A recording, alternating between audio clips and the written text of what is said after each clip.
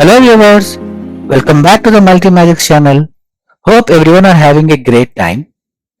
Today's session is about video basics. So in this video basics, I will be discussing about what is a video, what is a frame, what are the pixel, what is a video format, what is a container, and what is a video compression means, and some basics about FFmpeg from the video point of view. So I will be discussing about all these points. Before deep diving into this today's video, I would like to take a note on why we want to introduce this video basics session now. So as you know, we have started this Multimagics product with our programming knowledge and little bit into audio and video. So as we have added initial days, it was good. So whatever with the little programming, whatever with the programming knowledge and with little knowledge on audio and video, we could able to move on and develop features to multiple platforms. So as the time progresses, we are trying to develop more complex features. So as a part of that, things went a bit over the top in the sense like while debugging, we need to came to a point we need to know more depth about the audio and video. Actually, we already covered the audio series and the video playlist is already there in our channel. That is the phase 1, and the phase 2 audio series will be also be coming up. So this will be like a phase 1 of the video series, and in the video series we will be starting with this video basics. So as I mentioned, so to get more depth into the video and video segment, to accomplish our features in a much more proficient way, we do want to spend our time, a little bit amount of time on this understanding the in-depth concepts of the video basics, and at the same time we want to bring the same and we want to reflect the same to our viewers also. So I will be trying to explain this video basics in terms of a more of kind of where the electrical engineers, electronics engineers, and the software engineers can follow, and I will try to be as simple as possible, and will be touching upon some important points as the video progresses. So on that note, let's start today's video. So the next slide is about, yeah, as I mentioned, so this is video. I'll be discussing about video encoding, and what are different video codecs, and the FFmpeg programming way, and I will also be discussing about the upcoming video series. We will start with the definition of the video. In general, a natural scene is composed of multiple objects, each with their own characteristic shape, depth, text, and illumination. So as you can see, this particular scene has a different objects, it has different brightness, it has different text, illumination, a lot of things are there. So in real time, we'll be having these natural scenes continuously. So just like the audio wave or sine wave is a continuous wave in real time we will be having this a series of natural scenes continuously. But to represent this continuous series of natural scenes in digital form, we'll be representing that in a form of spatial and temporal samples. So in other way, a digital video is a representation of a natural scene sampled spatially and temporally. Here spatially means intra, it means within. Temporal means inter, it is called as in between. So as you can see, a frame, a particular natural scene is divided into different blocks with the help of rectangular grid, and each point or each intersection we can mention it as a pixel. So this is about the basic definition of the video. So will be a video in terms of digital is nothing but we are spatially sampling as well as temporally sampling. So next we will start looking into the basic terminologies like pixel and frame. So to start with, we will see with the pixel definition. So as I said, the most common format for a spatially sampled scene is rectangular with sampling points positioned on a square or rectangular grid. So if you divide this particular scene, and we can put a rectangular grid on top of it, and each intersection is called a pixel here. And each sampling point is called pixel and is the smallest unit of a digital image. So a pixel is nothing but the smallest unit of a digital image or a video, and each pixel contains a color information. So in general, a pixel is have a lot of color formats, and the popular color formats are RGB and YUV. So where R stands for red, green, blue, and YUV, Y stands for luminance, and U and V is for chrominance. And the values of RGB is from 0 to 255, and the values of Y stands from 0 to 255, and U and V from minus 128 to 128.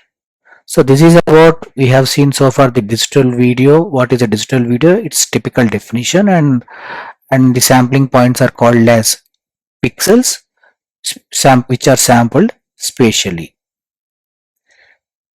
So next so this is what I'm talking. So you can visualize a particular scene. So this is called R image, green image, and blue image. So it's called RGB. So each natural scene is a combination of all these three images actually. So next we will continue with the more basic terminologies in the video. So next is a particular scene at a particular point of time. It is called as a frame. So a scene is sampled temporally, as I said, at a particular point of time to produce a frame. And representation of complete visual scene at that point of time makes a video. So in other words, a video is nothing but a rapid sequence of frames creating illusion of motion. So you can see here, this is like a playbook. At each particular point of time, you will be having a frame, and if you play it very fast, you will be getting an illusion of motion, which is nothing but video. At each frame can be divided into a rectangular grid, can be sampled spatially, or we can put a rectangular grid on each frame, and each intersection point or each sampling point is called a pixel, and pixel color formats RG and B. And when it comes to each frame at particular point of time is called a frame, and the higher frame rates give apparently smooth motion, and the common frame rate is, in general, the videos which you see has a common frame rate as 30 frames per second. If you want more appearance of the motion, or if you want a smooth appearance of the video, you need to ensure you have more frames, like 50 to 60 frames. But if you have more frames, you will be exposed to high data rate. So this is what see, this is a 4K frame. I mean a scene at a particular point of time called frame for a video. So this particular frame has 3840 width and height of 2160 pixels.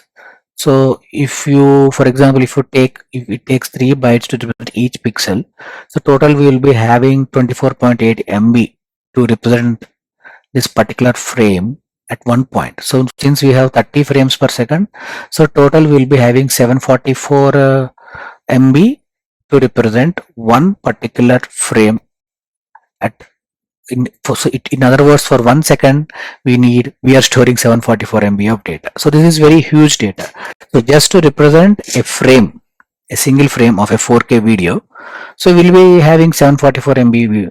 But even if it is 2K or high definition or standard definition, we'll be having approximately taking 300 MB, 200 MB of space. So this is a very huge data. So it doesn't fit the basic business needs. So if you want to stream, or if you want to process it, or if you want to store it, so it's a lot of huge data. So we can't use the raw data as it is. So for that we need a video codec. So now it's the time to start. What is a I mean, I just mentioned the need for video codec. So video codec, a codec. So let's start with what is a codec. A codec is nothing but encoder plus decoder, which is combinedly called as a codec.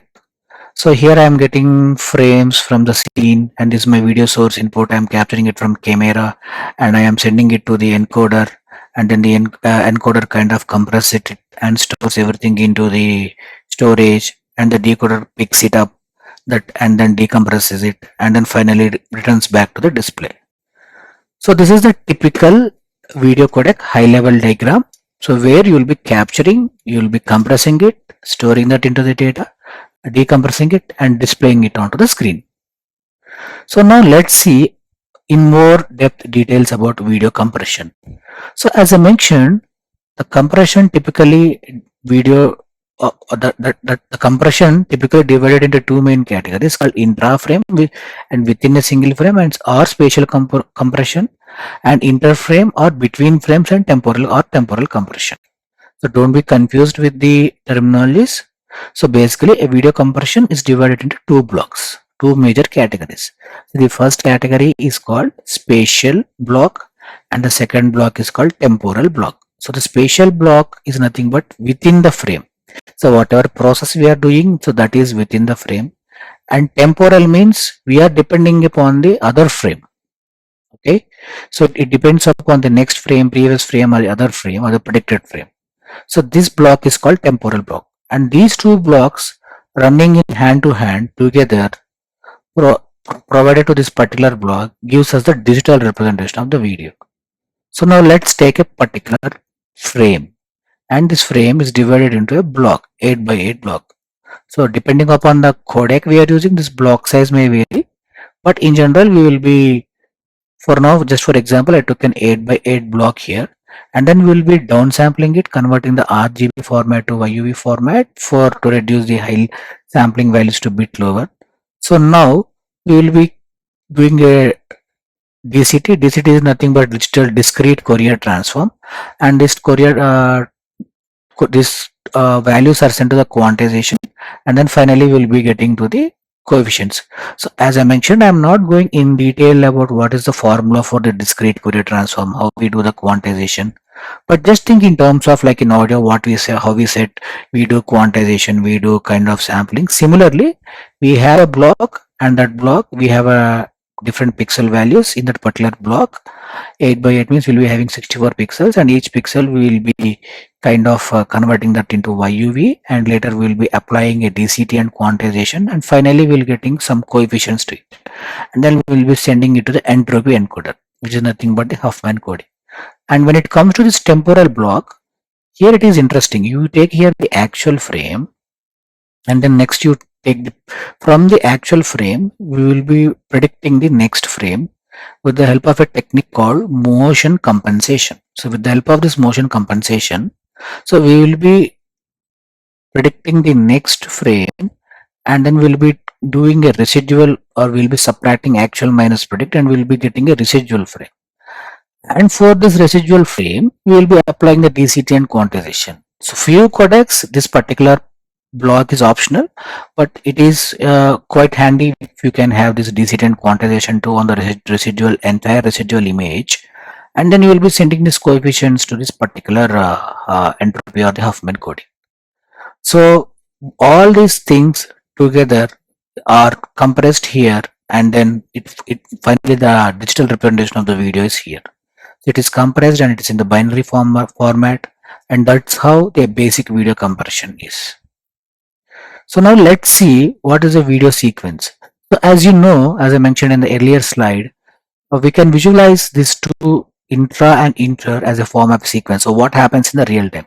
So first we will be receiving an intra frame, and then we will be receiving an inter frame or the residual frame, and then we'll be applying our compression technique. So first we'll be dividing this into blocks, and then we will compress this entire frame, and then next we'll be receiving the residual frame, and on this we'll be applying the encoding, and again we'll be applying the encoding here, and this residual frame is coming from the predicted frame. So now here again I'm taking the actual frame. This is the one which is the actual frame here.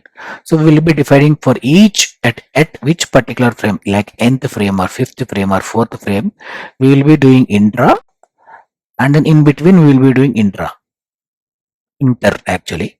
So this is how a video typical frames will be receiving. So from the programming point of view, especially if you're using FFmpeg APIs, if you are reading a video file, you'll be getting a frames continuously. So in terms of FFmpeg programming way, so first you will be getting a current frame, and then next you will be getting a predicted frame, and then you will predicted again you will be getting actual frame. So like this here, it is for every 7th frame we're telling you to apply the compression on the actual frame for every 7th frame, and for in between frames you apply the intra sampling, like compression on the intra frames, like predicted frames. So but if you want to still reduce the video file size a lot, you can also introduce this bidirectional frame, which depends upon the previous frame as well as the next frame. So when on the display, see here you can see in case of normal I and P frame, which is current frame and predicted frame. So you have the current frame, previous frame, and the decode order and the display order is the same. So it means you compress here like this and you decode in the same order and you display in the same order.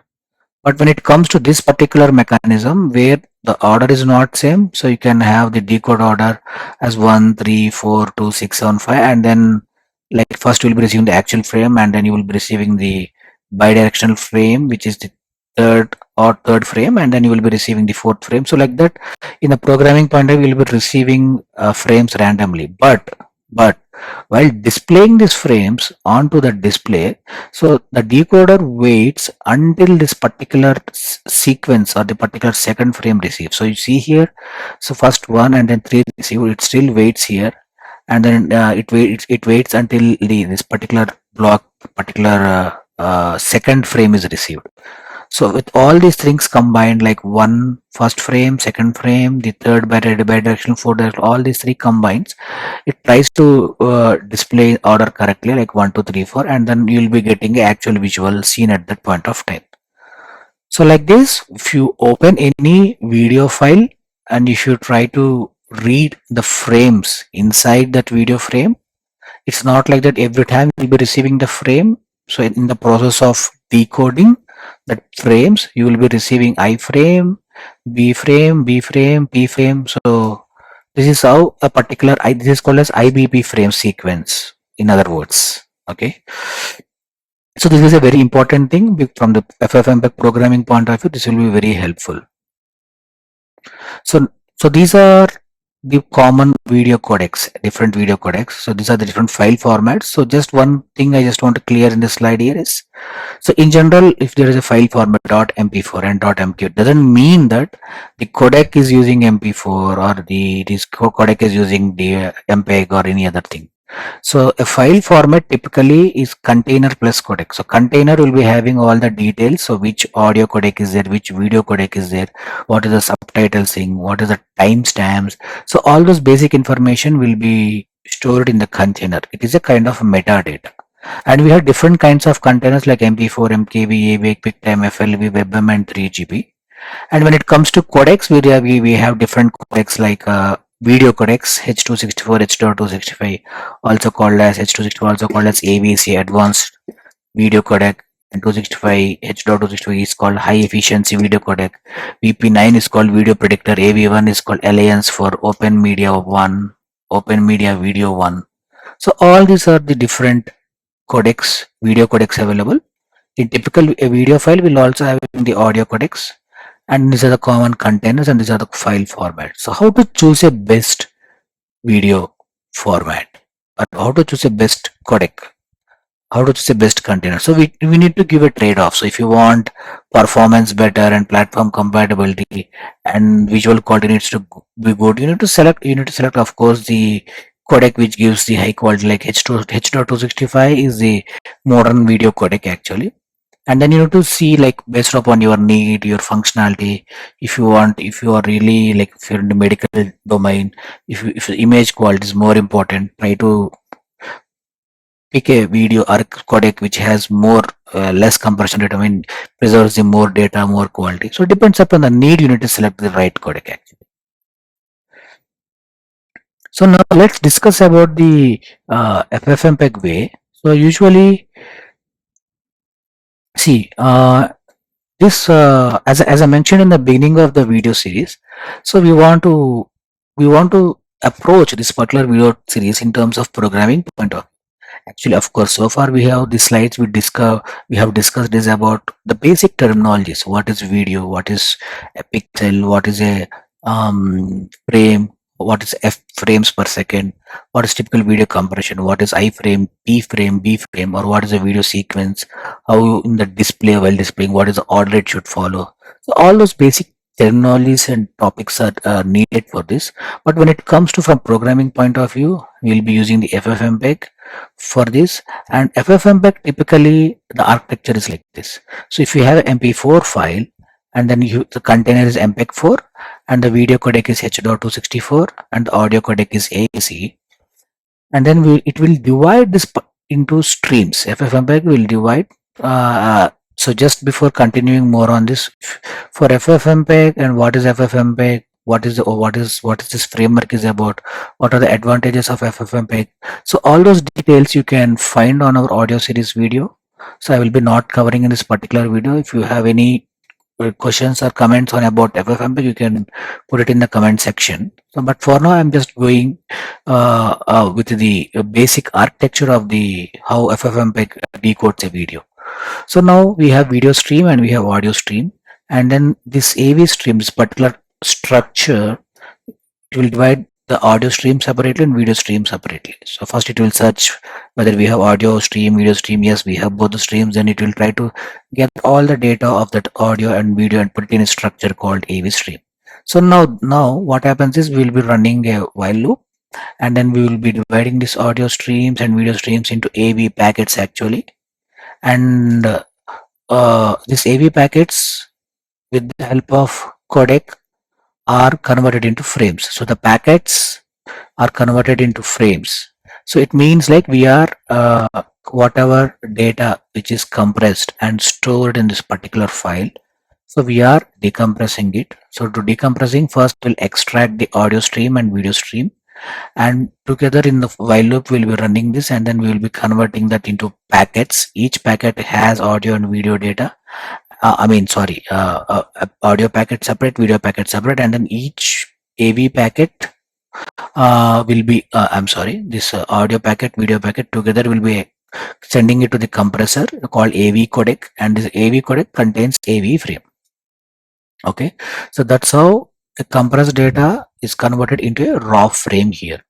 And each frame, of course, from each frame you can extract audio separately and video separately, but this is called as AV frame, which has both audio and video data.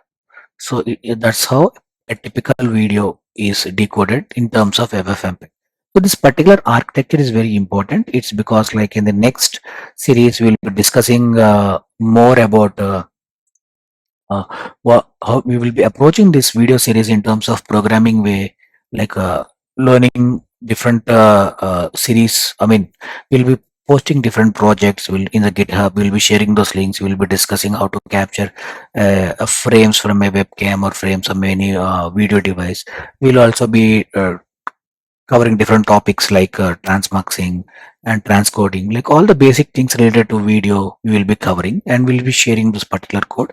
And in the due course we'll be also introducing few debug tools, this is very important because we actually faced during our development, like whether the audio is decoded, whether video is decoded properly or not. We want to come up, we mostly relied on logs actually, but that is not, sometimes it is good, sometimes it may take time. So it's better if you have any debugging tool. You can actually kind of see what is happening. You can get the actual encoded, the actual binary data. You can see actual XML data. You can see what is happening.